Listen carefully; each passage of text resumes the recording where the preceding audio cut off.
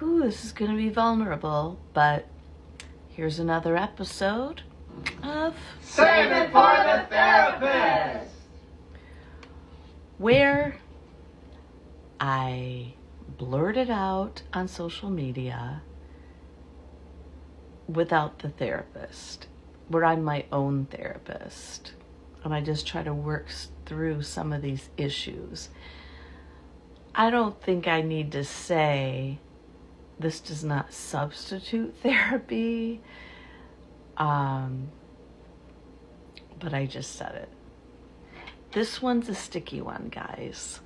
I've not wanted to do this. It's on body dysmorphia.